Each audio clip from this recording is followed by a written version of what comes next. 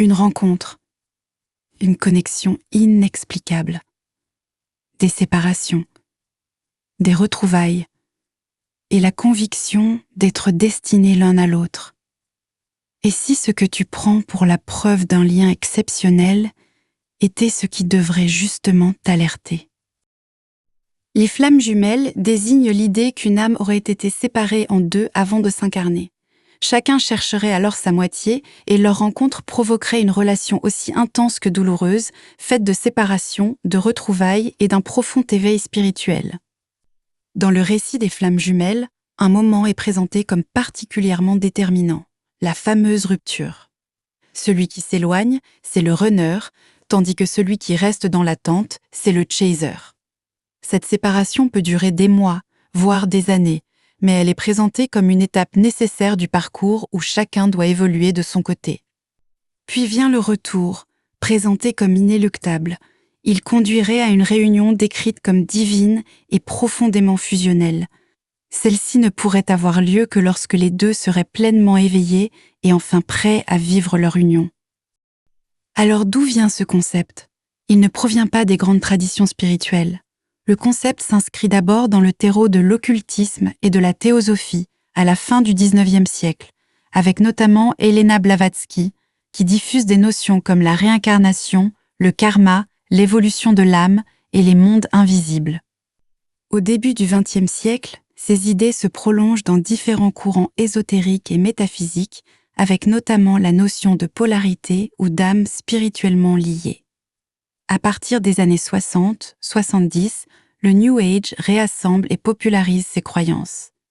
Elizabeth Clare Prophet contribue alors à structurer la conception moderne des Twin Flames, notamment avec ses enseignements. Elle publiera ensuite Soulmates and Twin Flames. Ensuite, le concept reste relativement confidentiel pendant plusieurs décennies. Il y a un tournant pendant les années 2010 avec YouTube, les blogs, les forums, puis Facebook et Instagram. Des communautés entières peuvent désormais raconter leurs expériences et utiliser le même vocabulaire. Pourquoi cette croyance est-elle si séduisante? Une rencontre intense peut être troublante. Mais si c'est une flamme jumelle, elle n'est plus seulement une histoire d'amour ordinaire. Elle devient une rencontre qui aurait été écrite quelque part avant même qu'elle ne commence. Cela donne à la relation une importance exceptionnelle, et cela peut être très valorisant. Tout le monde ne vit pas ça. Cette connexion est différente. Elle donne aussi du sens à ce qui n'en a pas, et psychologiquement, c'est très puissant parce que ça élimine l'incertitude. Mais surtout, elle entretient l'espoir. Dans une relation ordinaire, une rupture peut signifier que l'histoire est terminée. Dans le modèle des flammes jumelles, la séparation est une étape nécessaire avant une éventuelle réunion. Et cela change complètement la manière dont on vit la rupture. La croyance peut donc rendre l'espoir extrêmement difficile à abandonner. Dès lors, les ruptures, le silence, les disputes ou même les comportements toxiques ne sont plus vus comme des signaux d'alerte, mais comme des étapes nécessaires du parcours spirituel. C'est ce qui rend cette croyance si puissante. Tout confirme le lien. Ce qui devrait peut-être conduire à remettre en question la relation peut au contraire devenir une preuve supplémentaire que la relation est spéciale. Peu à peu, la souffrance change de sens. Plus la relation est difficile, plus elle semble exceptionnelle. Et si l'autre ne revient pas, l'explication est souvent la même. Il faut encore guérir, élever sa vibration, dépasser son ego ou accomplir un travail sur soi. Notre cerveau joue alors un rôle important. Une fois persuadé d'avoir rencontré sa flamme jumelle, il se met à rechercher tout ce qui confirme cette idée. Une heure miroir, un rêve, une coïncidence ou un message reçu au bon moment deviennent des preuves que l'univers agit. À l'inverse, les faits qui contredisent cette croyance sont réinterprétés. Un refus, une absence d'engagement ou une relation destructrice deviennent des épreuves à traverser plutôt que des raisons de partir. La croyance finit même par modifier les comportements.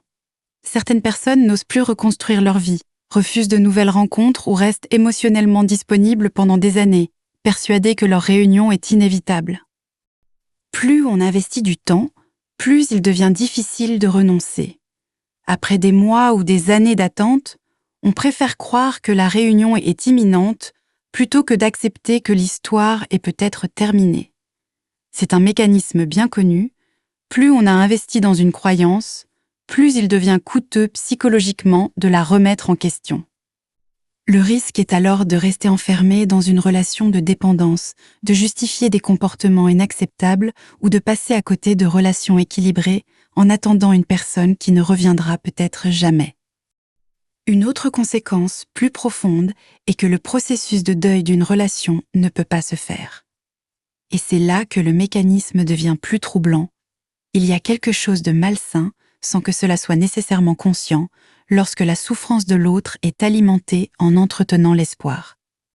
La douleur, au lieu d'être traversée pour permettre progressivement le détachement, devient une partie du récit et est présentée comme la preuve de la profondeur du lien, donnant ainsi une raison supplémentaire de continuer à attendre.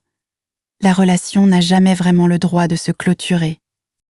Autour des flammes jumelles s'est développé un véritable écosystème commercial, notamment sur YouTube. Diagnostic individuel, accompagnement, soins énergétiques et méthodes spécialisées. Le mécanisme peut devenir particulièrement insidieux, le travail psychologique déjà effectué est parfois présenté comme insuffisant. Le vrai travail nécessiterait alors de suivre les soins énergétiques proposés par le praticien, souvent selon une méthode qu'il a lui-même créée et présentée comme plus puissante. La personne peut ainsi être amenée à multiplier les consultations, les soins et les vidéos pour comprendre où elle en est dans son parcours.